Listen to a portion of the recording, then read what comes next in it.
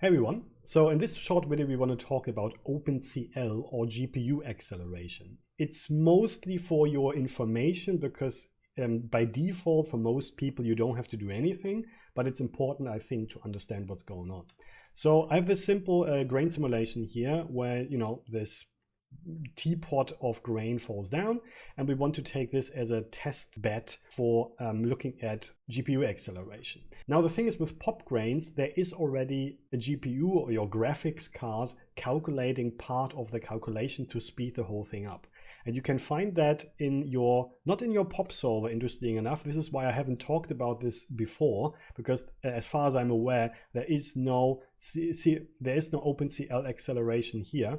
But as soon as you use a pop grains node, you can find here under solver there is a parameter called use Opencl, and this is turned on by default, and it's worth maybe checking for you if that is the case for you as well. There are cases where it's not turned on. We will talk about this in a second, but really quickly what this means is that your graphics card, because it's really good in multi-threading, will calculate parts of your calculation, and this will give you quite a significant speed up. So it's worth knowing about this. By the way, before someone asks, the reason some nodes here are glowing is because I used the performance monitor to test the speeds. We will see that in a second. So actually let's do this right now, and you can already see the result here on the colors. When we compare two versions of my grain sim, one with a default Opencl turned on and one where I simply turned it off under solver, there you can see it turned off, and I compare the speed of the two versions by just merging them together and running them for a couple of frames. And here's the result. We have the normal version and the version with Opencl turned off. And you can see it's 2 to 3 times slower not turning Opencl on. So it is a significant boost. Of course, this highly depends on your hardware, because if your CPU is very beefy and your GPU, your graphics card, is not that fast, then of course the difference will be less.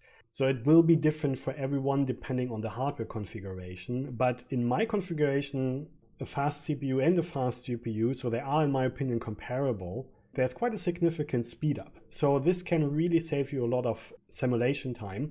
And one thing to be aware is that Opencl in some circumstances is not always already installed, or the drivers for it are not always installed. For Windows, as far as I know, when you have a Windows machine, this should work fine out of the box. Me using Linux, I had the problem in the past that I wasn't aware that I need to install a specific driver to use Opencl on top of the graphics card driver, and then I lost a lot of speed. Of course, currently it is working. And I also heard that some people with Macs, especially the M1 chips, have Opencl turned off for certain reasons that I don't fully understand. This is something where you have to maybe do a little bit of research specific to your platform that you're using. And you should check the driver situation, everything, and really check if you actually use Opencl to get the speed up that we just saw.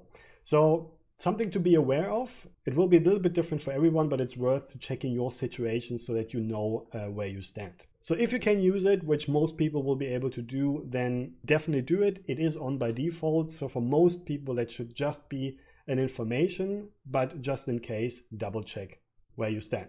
So I hope this is helpful. Thanks very much and see you later. Cheers.